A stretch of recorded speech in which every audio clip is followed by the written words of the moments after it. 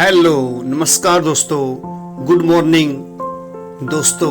मेरा नाम अनिल कुमार है और मैं देवभूमि हिमाचल के डिस्ट्रिक्ट कांगड़ा से बिलोंग करता हूँ। चलिए आज जानते हैं क्यों मनाया जाता है सैर या शायर का त्योहार और कैसे मनाया जाता है और ये हिमाचल में ही क्यों मनाया जाता है। चलिए आज जानते हैं। हिमाचल के कई जिलों में आज सैर या शायर का पर्व मनाया जा रहा है। इसे हिंदू कैलेंडर के अनुसार अश्विनी माह के पहले प्रविष्टे यानी पहली तारीख को मनाया जाता है, जिसे हिमाचल में संक्रांति कहा जाता है। वैसे अंग्रेजी कैलेंडर के हिसाब से हर साल ये दिन सितंबर महीने के पड़ता है। पहले तो ये एक हफ्ते तक मनाया जाता था और पर्व के बजाय एक उत्सव होता था, मगर आज समय किसके पास है, इसलिए एक दिन में सिमट कर रह गया है ये त्योहार सैर का। ऊपर के पहाड़ी इलाकों में भारी बारिश कभी कभी इतनी तबाही मचाती थी कि फसलें भी बर्बाद हो जाती थी, कभी बिजली गिर जाया करती थी। ये वो दिन होते थे जब सावन महीने में सभी महत्वपूर्ण कार्य और यात्राएं तक रोक दी जाती थी। लोग घरों में बंद रहते थे और बरसात के बीत जाने का इंतजार करते। सैर को दरअसल कुछ इलाकों में डैन दुरात्मा माना जाता था और लोग इसका नाम तक नहीं लेते थे। उनका मानना था कि बरसात में होने वाले नुकसान के लिए वही उत्तरदायी है। फिर जैसे भी भारी बारिश का दौर खत्म होता, लोग इसे उत्सव की तरह मनाते। ये एक तरह का जश्न था कि बरसात बीत गई और हम सुरक्षित रहे। फिर सैर वाले दिन लोग दरअसल प्रकृति का शुक्रिया अदा करते थे कि चलो अनहोनी नहीं हुई, बची हुई फसलों का भोग। इसलिए बरसात खत्म होने पर सैर के दिन सुबह की ताजा फसल के आटे से रोट बनाए जाते, साथ ही देवताओं को नई फसलों और फलों वगैरह का भोग लगाया जाता। इनमें धान की वाली, भुट्टा, गुल्लू, खट्टा, बड़ी नींबू, ककड़ी वगैरह की भी पूजा होती। आज बरसात में उतना नुकसान ना होता, लेकिन त्योहार के रूप में सैर मनाई जाती है और परंपराओं को निभाते हुए ऊपर बताई सभी चीजों के साथ सैर का पूजन होता है।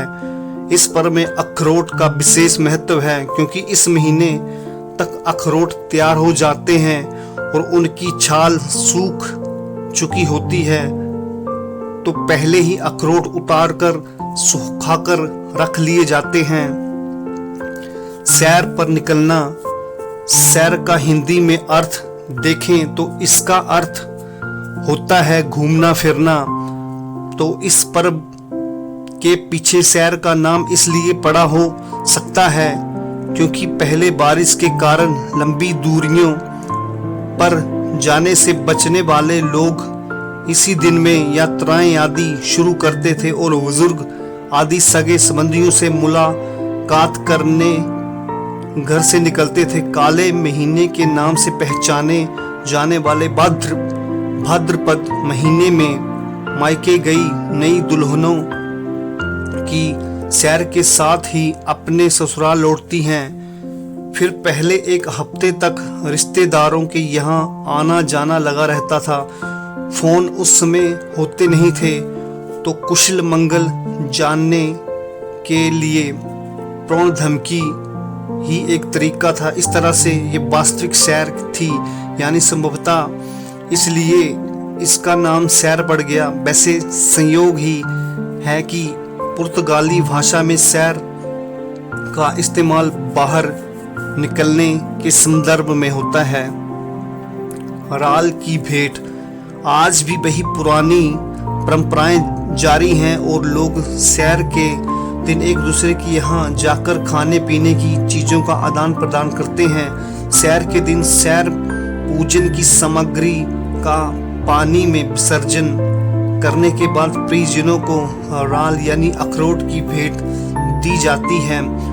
दूब, फलों और अखरोट को सौभाग्य के प्रतीक के रूप में दिए जाने को राल कहा जाता है। राल देने के बाद अपने से बड़ों के पैर छूकर उनका आशीर्वाद लिया जाता है। अखरोट का खेल। पहले खोड़ अखरोट से निशाना लगाने का खेल भी खेला जाता था, जिसमें लोग गांव या आसपास के हर घर में जाकर ये खेल खेलते थे और ये होड़ लगी रहती थी कि कौन ज़्यादा अखरोट जीतकर लाता है। निशाना लगाने के लिए मजबूत किस्म का अखरोट इस्तेमाल किया जाता था, जिसका आकार बड़ा होता था। इसे भुट्टा कहा जाता था। इसके अलावा मधुमक्खी के छत्ते को पिघलाकर बनाए गए मोम से बना गोला भी भुट्टे के तौर पर इस्तेमाल किया जाता था। और अगर खेलने वाले सभी लोग राजी हो तो छोटे से गोल पत्थर को भी इस्तेमाल किया जाता था, मगर अफसोस आजकल शायद ही कोई इस खेल को खेलता हो। कैसे पूजी जाती है सैर? सैर पूजन के लिए सैर से पिछले दिन से ही कुछ इंतजाम करने पड़ते हैं, क्योंकि अगले दिन सुबह ही पूजा करनी पड़ती है। धान का पौधा, तिल का पौधा, दाड़ू, पेड़ा, मक्की, ककड़ी, कोठा का पौधा, खट्टा कचालू का पौधा, पुराना सिक्का आदि जुटाया जाता है। फिर इन्हें आंगन या ओटे में रख दिया जाता है। अगली सुबह इस टोकरी को पूजा वाली जगह लाकर रखा जाता है। गणेश जी की स्थापना होती है और इस पूरी सामग्री की पूजा की जाती है, ठीक उसी तरह से जैसे सामान्य रूप से पूजा की जाती है। राखी आज ही उतारी जाती है।